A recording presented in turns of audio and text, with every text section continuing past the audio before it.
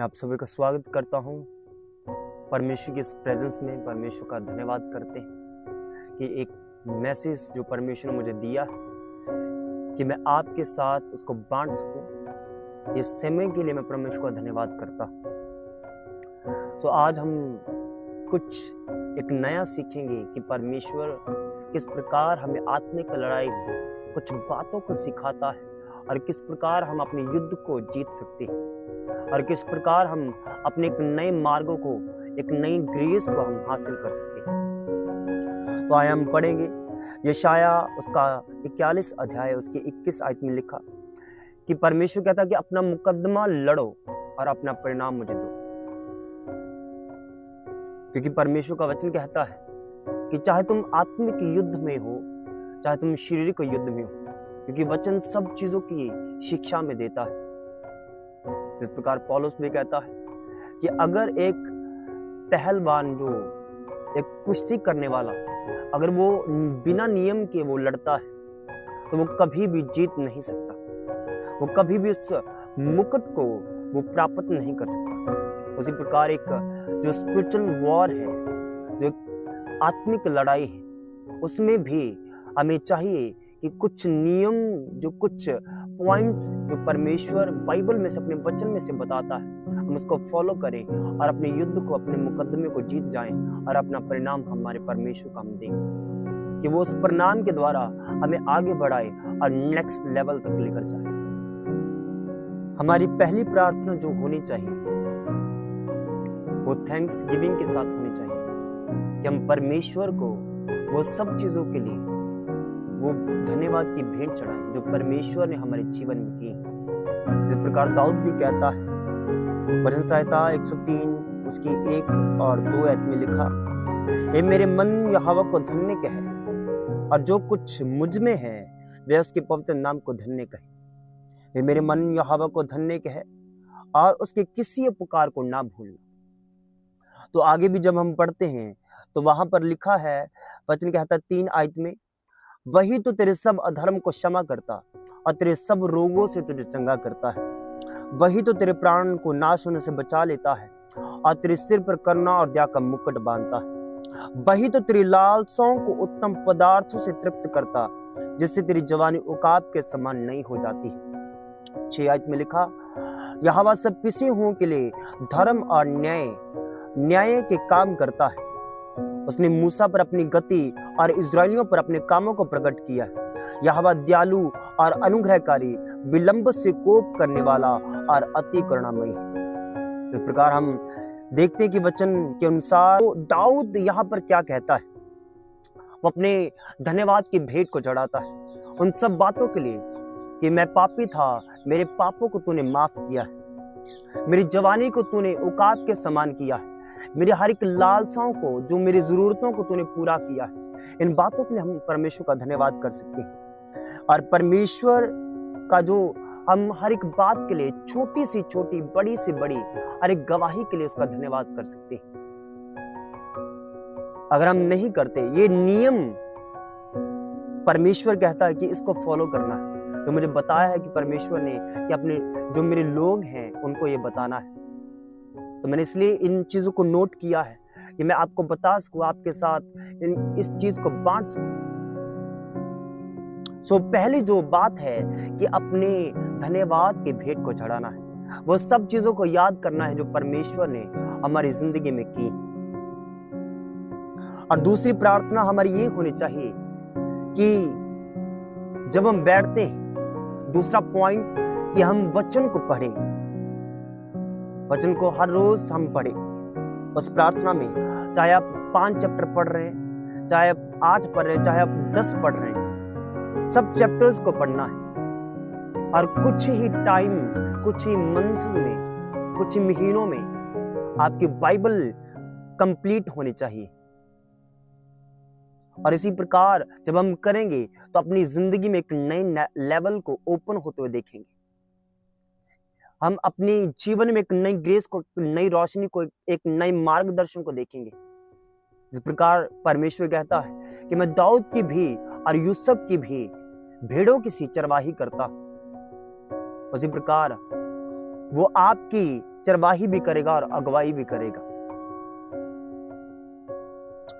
और वो चीजें क्या है कि वचन से जब हम देखते हैं कि परमेश्वर वचन से हमें सिखाता है, हमें रेवलेशंस देता है, तो वो क्या है? एक स्पिरिचुअल एक फूड है, वो एक आत्मिक खाना है।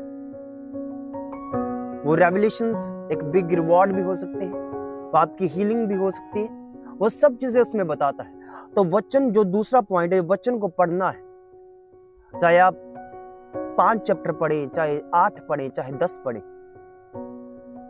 और तीसरी जो प्रार्थना हमारी होनी चाहिए, घोषणाओं के साथ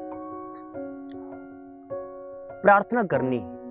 वो घोषणा तुम्हारे शब्दों से नहीं, अपने मन के विचारों से नहीं, वो बाइबल के वचनों से होनी चाहिए। क्योंकि जब हम बाइबल के वचन हम जब साथ में बोलते हैं तो डॉक्यूमेंट्स के तरह वो काम करते हैं। अगर आपको वचन पता है कि हीलिंग का वचन कहाँ लिखा है, बेबी ब्लेसिंग का वचन कहाँ लिखा है, बिजनेस ब्लेसिंग का वचन कहाँ लिखा है, तो उन वचनों के साथ हमने प्रार्थना करनी और घोषणा करनी है। जब घोषणाएं करेंगे तब कुछ ही टाइम में वो चीजों के लिए जो प्रार्थना कर रहे होंगे आपकी जिंदगी में होंगी। आमीन, आपकी जिंदगी में होंगी।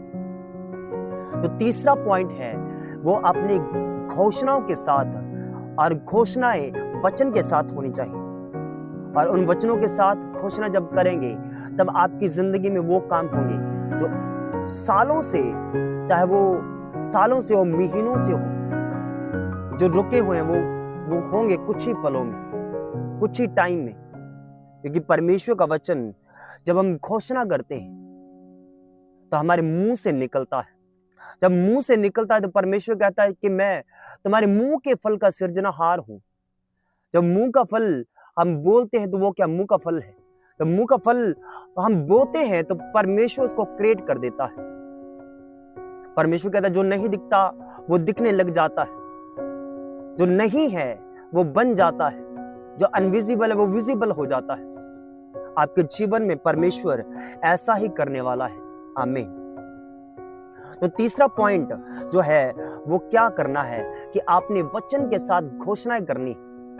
आज देखना है हीलिंग का वचन कहाँ है, बिजनेस ब्लेसिंग का वचन कहाँ है, बेबी ब्लेसिंग का वचन कहाँ है, मेरी मिनिस्ट्री की उन्नति का वचन कहाँ है, मेरी स्पिरिचुअल जो ग्रोथ का वचन कहाँ है।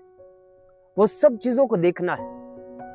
जब तुम वचन को पहले पढ़ोगे, 10 चैप्टर पढ़ोगे, जो दूसरा पॉइंट जब तुम कंप्लीट करोगे, उसी टाइम परमेश्वर तुमको वो घोषणाओं के वचन भी देगा। तुम्हें पता चलेगा कौन सा वचन कहाँ लिखा है। हालेलुया। और जो चौथा पॉइंट ये बहुत ही मोस्ट और इंपॉर्टेंट है। यहां पर जो चौथा पॉइंट जो परमेश्वर ने मुझे दिया है कि हम गुड न्यूज को जो लोगों तक पहुंचाने के लिए प्रार्थना करनी है, कि वो जो न्यू पीपल्स, जो नए लोग हैं, उन तक परमेश्वर का वचन वो जल्द से जल्द पहुंचे। कि परमेश्वर अपने रास्तों को खोले, आपकी मिनिस्ट्री के रास्तों को खोले, लोगों को यूज करे कि परमेश्वर का वचन उन लोगों तक पहुंचे और बहुत सी रूहें बचाई जाए। अपने ऐसे लोगों के लिए प्रार्थना करनी, सुसमाचार के लिए प्रार्थना करनी कि परमेश्वर तेरा सुसमाचार वहां पर नहीं, उस स्टेट में नहीं, उस शहर में नहीं, उस मोहल्ले में नहीं, उस गांव में, क्षेत्र में नहीं, तो वहां पर क्या करना है? उन जिलों का, उन गांव का नाम लेकर, उन गलियों का नाम लेकर, उन लोगों का नाम लेकर हम प्रार्थना कर सकते हैं। और सिस्टम के लिए, मैनेजमेंट के लिए, कि परमेश्वर आपको सिस्टम दे, मैनेजमेंट दे कि किस प्रकार परमेश्वर का वचन आपके द्वारा उन लोगों तक पहुंचे। वो परमेश्वर आपका मार्गदर्शन करेगा, आपको एक रास्ता देगा। स्टेट के लिए प्रार्थना कर सकते हैं, और आप प्रार्थना कर सकते हैं बीमार लोगों के लिए, अपने रिश्तेदारों के लिए, नॉन बिलीवर्स के लिए, बिलीवर्स के लिए, पास्टर्स के लिए, चर्चेस के लिए जो सताव में है, उनके लिए प्रार्थना कर सकते हैं कि परमेश्वर उनको खड़ा करे और परमेश्वर का सुसमाचार और फैले, आपके द्वारा भी और उनके द्वारा भी। सो जो और पांचवा जो पॉइंट है, टंग्स प्रेयर, ये बहुत ही जरूरी है। तो वचन कहता है, पौलुस कहता है कि जो कि गैर भाषा में प्रार्थना करता है वह अपने शरीर की, अपने प्राण की उन्नति करता है, अपनी आत्मा की उन्नति करता है। कहता है गैर भाषा बोलने वाला व्यक्ति वो परमेश्वर से नए रास्तों को खुलते हुए वो पाता है, वो परमेश्वर से भेदों को पाता है, वह हेवनली पावर्स को वो स्वर्ग से एक्टिवेट करता है। गैर भाषा बोलने वाला व्यक्ति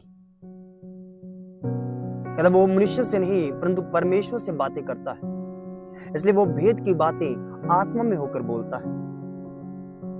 कहता है वो गैर भाषा बोलने वाला व्यक्ति अपनी ही उन्नति करता है। इसलिए हमें चाहिए कि जो पांचवा जो पॉइंट है, जो टंग्स प्रेयर, गैर भाषा की प्रार्थना करना, पांचवी आपकी प्रार्थना होनी चाहिए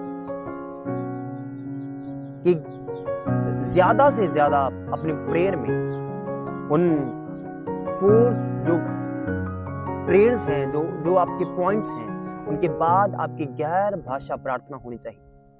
और ये जब आप करते जाएंगे तो आपकी आत्मा में उन्नति आप पाएंगे, आप परमेश्वर से भेदों को पाएंगे, अपने शरीर, अपने प्राण की, अपनी आत्मा की आप उन्नति को करेंगे। परमेश्वर से वो स्वर्गीय रास्तों को खुले हुए देख आप पाएंगे।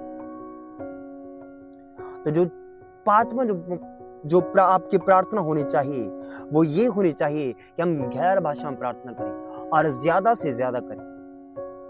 हालेलुया।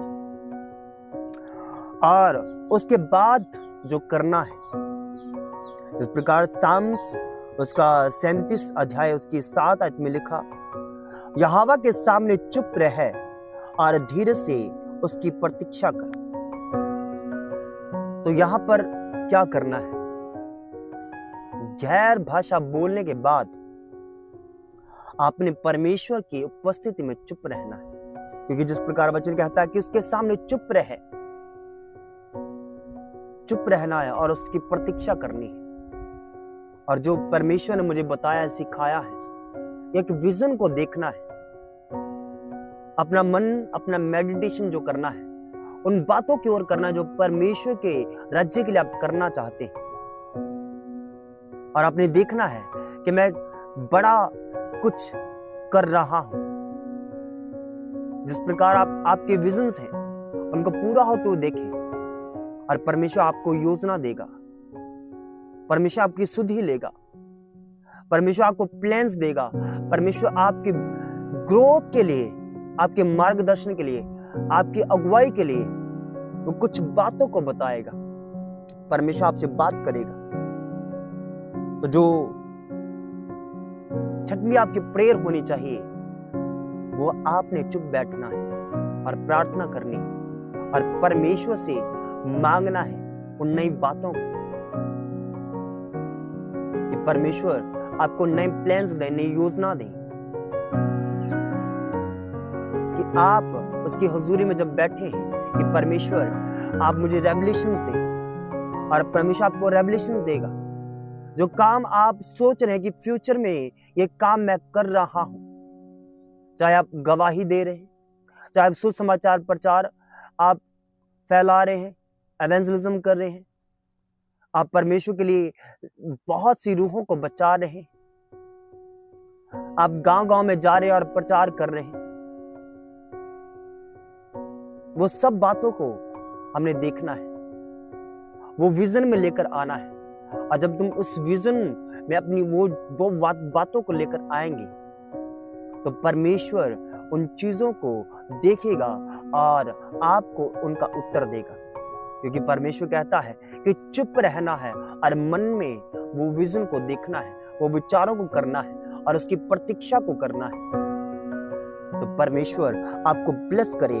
ये पॉइंट्स जो परमेश्वर ने मुझे दिए, ये प्रार्थनाएं कि किस प्रकार से हमने एक प्रोटोकॉल में प्रार्थनाएं करनी, ये प्रार्थनाएं मेरा विश्वास है कि अगर इस प्रकार से आप प्रार्थना करेंगे तो परमेश्वर आपकी मिनिस्ट्रीज, आपकी सेवकाई, आपके घर के हालात, आपकी स्पिरिचुअल लाइफ, आपकी फिजिकल लाइफ, आपका बिजनेस, फाइनेंस, आपकी आत्मिक लाइफ, जो सबसे ज्यादा जरूरी है और सबसे जो जरूरी है कि एक खास बात कि परमेश्वर के साथ आपका रिश्ता और भी मजबूत होगा।